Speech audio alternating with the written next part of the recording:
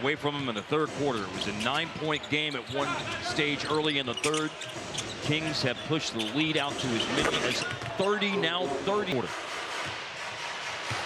Keon Ellis is still picking up full court. That's what he does, man.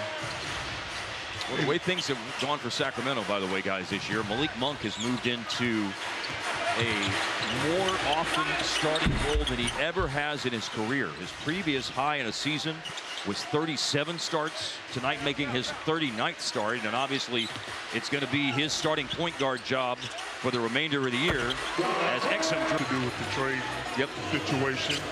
He, by the way, handled that very well at the point guard position. Yeah, his assist numbers have been good this year. 6 per game on the year, but about 7 a game as a starter. Markelle Fultz, they brought in to fortify their point. Former #1 overall pick to get his career pointed in a better direction. Had not been with a team this year after 43 games with Orlando last season. Obviously, injuries have really been a problem for Markelle. That was a crazy thing to see. To beat the clock. Marshall, he's been successful getting to the rim. Yep, we see that a lot with Marshall.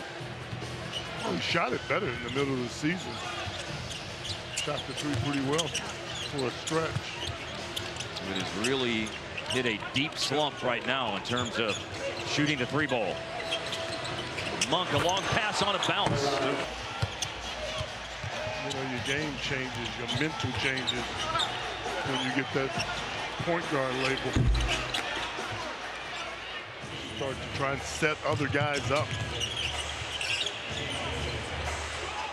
Maybe Harp will throw this out. Maybe he's in the best situation to be a point guard because there are so many other guys on the team who can set themselves up. That's a good point. Yeah. So it's not all on his shoulders to be a table setter. That's part of it, but it's not all on his shoulders because he can certainly look to score as well and score well going into the game. It's exciting. They've needed a vertical threat during this stretch of all the injuries to the bigs. Keon Ellis, no. Ellison's 3rd year after playing collegiately, first at Florida Southwestern Junior College, and then 2 years at Alabama. There's Trey Lyles, steady backup big, 9 points, 8 rebounds tonight for Trey Lyles in his 10th year from Kentucky. He just grabbed another rebound. Another Kentucky guy that can shoot it too. Okay. Steal, Marshall in the open court. Ellis. We didn't need songs to call. Dirk talked about having some songs. He did admit to listening to David Hasselhoff, right? Yeah. That was one of his songs. And it was also like Semisonic or one of those other things. I can't remember. Maybe it was Counting Crows. I can't remember. I appreciate you all putting me in the same breath. When it comes to shooting free throws, I get up there. No, I know it's good. Okay. Another drive by Marshall. Finds Kessler Edwards. And Edwards. Wreck.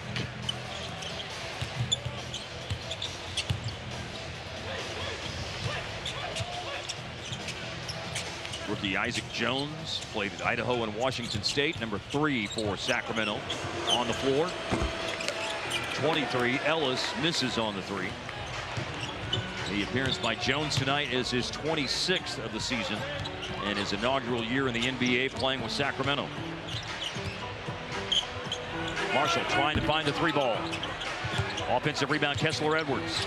Marshall loving, finishing. Almost took it from the defense. 8 of 9 in opportunities around the basket for Kai Jones. When he played with the Clippers this year, he was 26 of 36 in his limited action. Played 28 games, averaged 7 minutes a game, so he played in the neighborhood of 200 regular season minutes this year with the Clippers. 67 games over 2 years with the Charlotte Hornets. Drive, spin cycle, Marshall. Man. Marshall. And I wonder what Jones' conditioning would be like, guys. He only played in one of the last 15. And I would assume he will continue to do so. Here's Dinwiddie gliding to the rim to score. Used to know have come up, and I've had to quote Daryl Roy. And you know what Darrell Royal used to say, right? The former University of Texas coach. When you pass the ball, three things can happen. Two of them are bad. Yes. Yes, and that was that is what he said. And he was right. He wasn't talking about the Royal Home Zone Furniture. Three things to know. Hit one. Max Christie. When I said earlier today that I did a research project because the Kai Jones news obviously broke a couple of days ago that it was going to happen, that it didn't officially happen until today. Right. So doing my due diligence, I looked up, okay, how many Longhorns have played with the Mavs? I don't remember me. And it's just Greg Brown last year on a two-way and Dexter Cambridge back in 92, 93 with you. Yes. No, he had some games. I thought Dexter had a game or two. Oh. We have an update. We do have an update. Go ahead and deliver Let's it. go. Let's go. We've got an update. So let's see how this possession ends here with the shot clock winding down. Omax knocks down a 3. 18 points. Huge. But he did it twice. He did, but that's not 19. Doing it twice is still not 19. You guys are geniuses. All over it. I wouldn't mind getting Dexter on the next broadcast.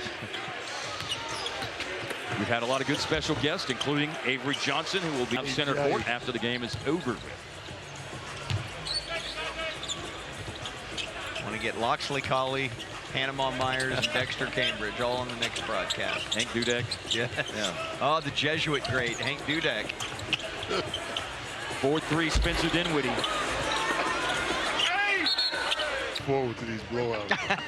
Well, honestly, we don't, but then it's just like they happen. They do happen, man. They're part of the NBA. It's life in the league. Don't believe it. Got Doug McDermott out there for Sacramento. And in honor of talking about the Penders era, Longhorns, I believe Travis Mays was a first-round pick of the Sacramento Kings. That sounds right. Yeah. That's a Florida guy right there.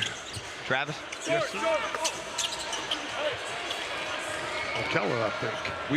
We don't necessarily look forward to the blowouts, but oh no, I'm just saying. I like it. I mean, I learned so much. You got years. So there's no way you thought you'd hear Panama Myers' name today. Yeah. I believe all three of those guys played at Lon Morris Junior College. There was a Pike Trilly who then went on to be head coach for a while at North Texas. It was all part of the Lon Morris Junior College to University of Texas pipeline. You know, Jerry Wade took Lon Morris Junior College to the 1962 National Junior College Championship game. I did not know. Yes, and his backcourt partner was Jim Bob Smith, who of course married the daughter of Cowboys legend Tex Schramm. Here's Jim. 4 or 5. His speed has always been a big key to his success as well. It was probably because he came out of UCLA, but when he came out, there was some thought that maybe he could have a Russ-style career. I think he's obviously a better shooter. Ooh! Jones runs the floor. What a talented guy. Levine was the lottery pick coming out of UCLA in 2014, the 13th pick of the draft. Hard-working player from what I understand about Zach. Jake LaRavia knocks down the shot. Former Maverick Doug McDermott, who played 26 games during the 2017-18 season with the Mavs. He's on the floor right now here late in the game. Games in a row, but that's how many games he'll have remaining in which he could be active. Giant killer. For a full season, a two-way Conti game. So you look at the prorated number, you divide the number of days left in the season by the full number of days in a season, multiply that by 50, and that's how you arrive at his 12 games where he could be active for the Mavericks. Dougie buckets. Knocks one in from 3 points. Edwards played a season and a half in Sacramento. I'll say for him, he's been very steady. Once he got comfortable, he showed signs of being a contributor. Yes, agreed.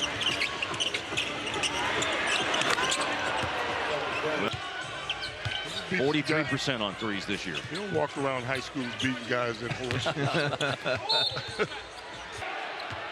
The Kings record will go to 32-28 when this goes fine on Saturday. The loss of Kyrie Irving in the first quarter certainly puts a big damper on this night not just from the on-the-court impacts, but the off-court impacts, and what he's meant to this group. It's a left knee sprain. That's the designation from the Mavs at this point, and we'll see what comes out in the days ahead.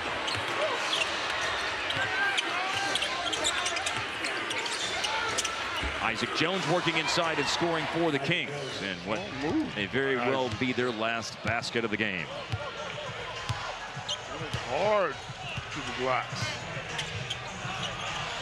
Kings have been good on the road this year. They came out with the right mindset. They never trailed in this game.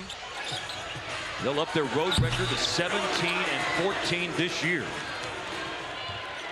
Since Doug Christie took over as the interim head coach, their record now goes to 19-10. That's pretty darn good. Watching those first couple of games for the Kings after the coaching change and watching them play, I don't know that I felt like the coaching situation